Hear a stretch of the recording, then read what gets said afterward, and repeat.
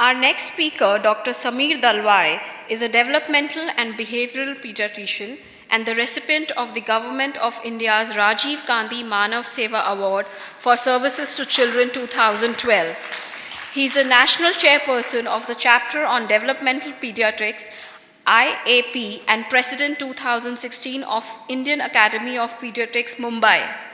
He is also attached to the Learning Disability and Neurodevelopmental Pediatrics Clinic at Lokmanya Tilak Municipal General Hospital and Medical College as an honorary developmental pediatrician.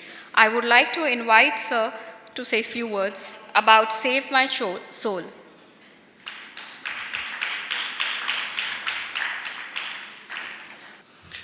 Dear friends, thank you to the organizers, and it's no longer, I'm happy I wasn't introduced as a guest speaker because I no longer consider myself as a guest at Parisar, Asha, and with all of you. So thank you very much for inviting me once again. I was very intrigued when Mrs. Savur called up and shared the theme of today's session, that we are talking about the soul in education. And I thought we have really moved far away from the typical kind of educational debates we were having. And I thought I'd be very happy to speak about Save Our Souls, or SOS, which is what the marine profession, as well as it's become a kind of common acronym for everybody in the English language. I'm not old enough, I think, to speak about soul and the ruh and ruhaniyat and all that stuff. So I'm going to only share a few vignettes from my practice as a developmental behavioral pediatrician. And very often we see children with special needs, or we see children who do not really have special needs, but end up being categorized as such or labeled as such by society, teachers, parents, friends, enemies, everyone. And in fact, at New Horizons Child Development Center, and some of my colleagues, Dr. Kulkarni and others are here as well, our slogan is, every child can do better. And the method to do that is to move from label to enable. That's our declared slogan. And the whole idea is, how do you avoid looking at a child as a label? Because it's not only in a developmental center where the child is referred as a child with autism or special needs, but this is a part of everyday life that each and every one of us is so used to doing. Prejudice comes from labeling. Labeling comes from comparison. And comparison is inborn. As a human race, we are all born with comparison, and we develop individually as well as evolution has happened because of comparison. When the child is born, he sees a particular shape coming and picking up every time, feeding him. And he starts recollecting, or she starts recollecting this shape, and then over a period of time recollects and remembers when he sees that shape again, that this is my mother. Then he compares this shape or dimension with a similar shape, who is also very loving but not as providing as the mother, and he says, okay, this is my Mausi. So she is like my mother but not my mother. Then he sees another shape which is completely different, harsher voice, harder touch, but still taking care. Over a period of time realizes this is my father. Then he sees another shape which is similar to the father, not so much to the mother. Similar but not the same. Okay, this is similar, it's my uncle. Then this is my family. Then these are my neighbors. This is my nagar, mera gaon, my village, my city, my community, my caste, my religion, my country, my race, and so on and so forth. You hear the word pani, you hear the sound, and you are told this is a flowing liquid. You hear the word nimbu, and you understand this is a fruit or a particular shape that looks like a particular thing. And then somebody tells you one day the word nimbu pani, and you compare it with the nimbu that you have heard and the image that you have, and the pani that you have seen and the image you have. And even if you have not had nimbu pani in your life before, guess what? You start making an image. When you hear A multiple number of times, how do you learn A? Next time you hear A, you go back and compare in your mind what was that sound and what was that alphabet. Everything that we do in our life, ladies and gentlemen, is by comparison. Every learning that happens, every system of education that gets fostered, everything that our parents teach us, everything that society teaches us, everything that our experiences, good, bad, ugly, teach us, is all on basis of comparison. Hence, is it a wonder that we are all creatures of comparison? Not at all. We cannot function without comparison. It's so deeply ingrained and etched in our minds, in our psyche, in our evolution, that we are not even aware that we are comparing. The problem with comparison is twofold. One, you can only learn or understand on basis of what you have already known. If you don't have a yardstick to measure it by, if you have not already known about it, you cannot learn the new thing. So the problem is, unless you have a model to remember or recollect or compare it with, you cannot learn.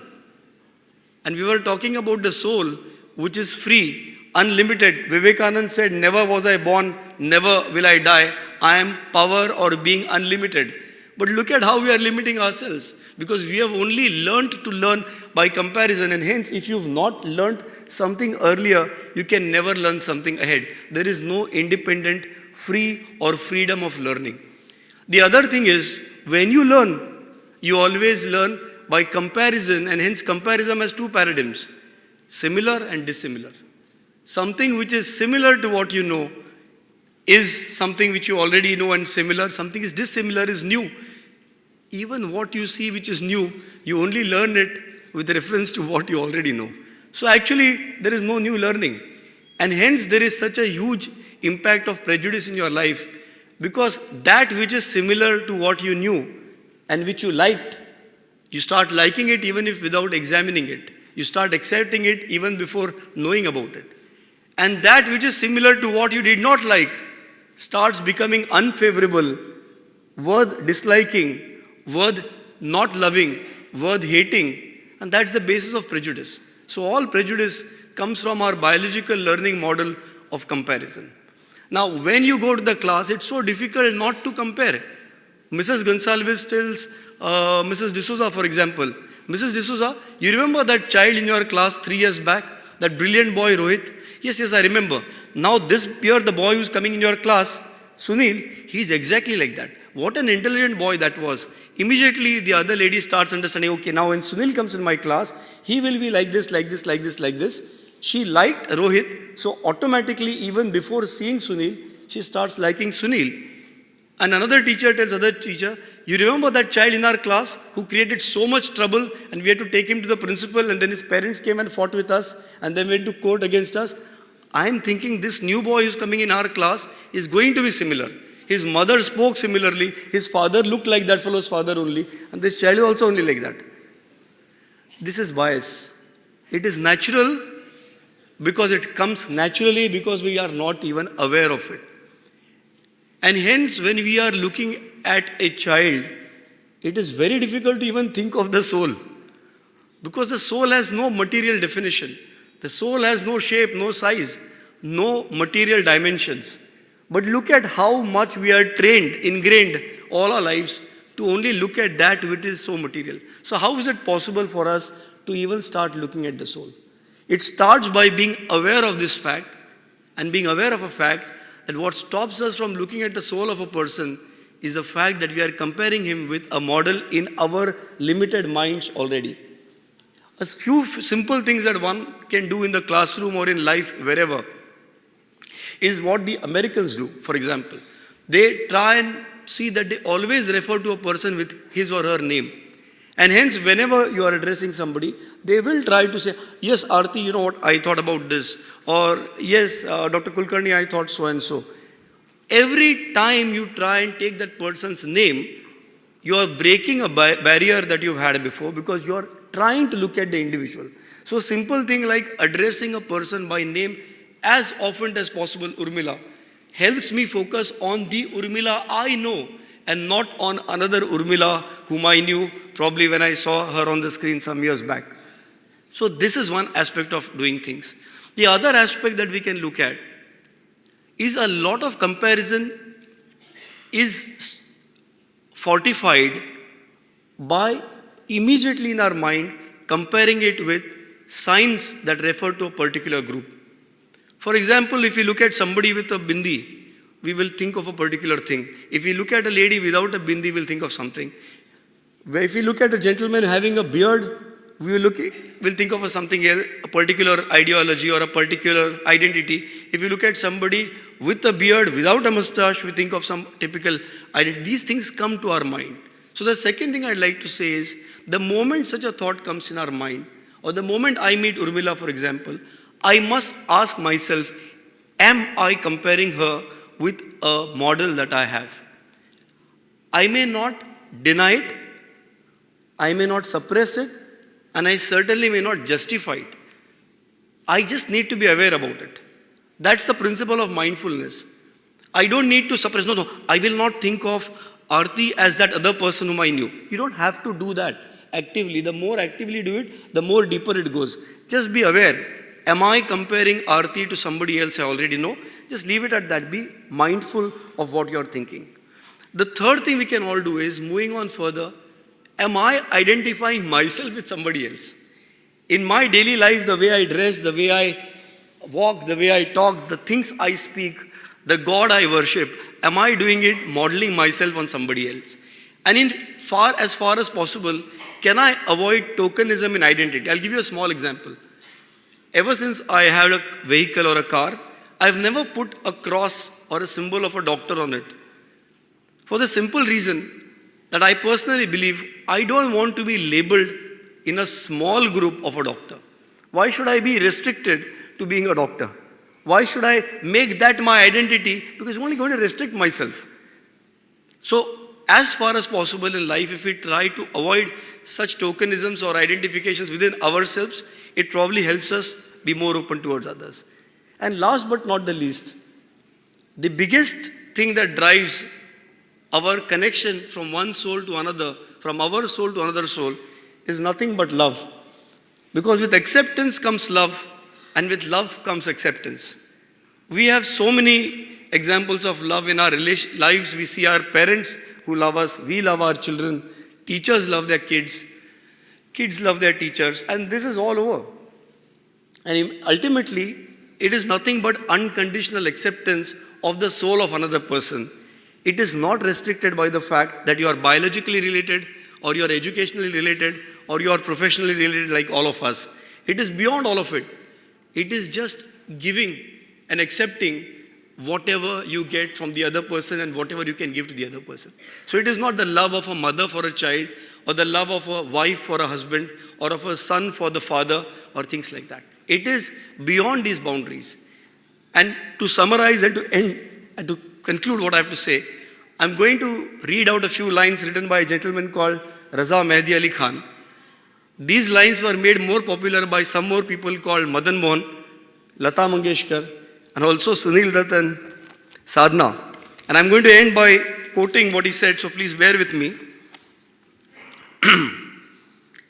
And this is beyond a definition of a man loving a woman, or a mother loving a son, or anything of that sort. Just bear with me.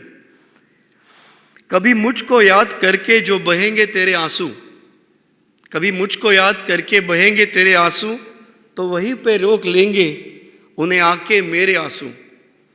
तू जिधर का रुख करेगा मेरा साथ होगा, तू जहां जहां चलेगा मेरा साया साथ होगा. Tell me, why should you only think that a mother is singing this for her son, or a lover is singing it for his beloved?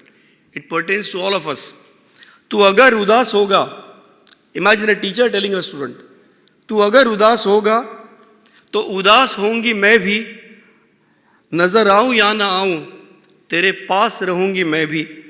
तू कहीं भी जा रहेगा मेरा साया साथ होगा, तू जहां जहां चलेगा मेरा साया साथ होगा. As we pass out from school, after 10th standard, I don't get to meet my teachers the way I did meet them in school. But I still remember some of them very fondly.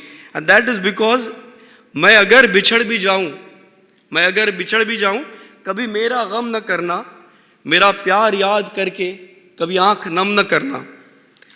तू जो मुड़ के देख लेगा मेरा साया साथ होगा, तू जहां जहां चलेगा मेरा साया साथ होगा. मेरा गम रहा है शामिल तेरे दुख में तेरे गम में, मेरा गम रहा है शामिल. This is empathy, how we can empathize with anyone around us. Why just our students? मेरा गम रहा है शामिल तेरे दुख में तेरे गम में, मेरे प्यार ने दिया है तेरा साथ हर जन्म में. तू कोई जन्म भी लेगा, you may go to any college, any class, any aspect of life, any profession, तू तू कोई जन्म भी लेगा मेरा साया साथ होगा, तू जहां जहां चलेगा my soul will be with you. Thank you very much, ladies and gentlemen.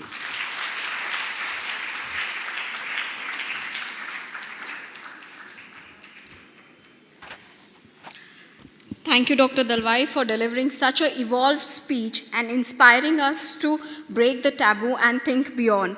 I would kindly request Ms. Aarti Sahur to felicitate Dr. Dalwai.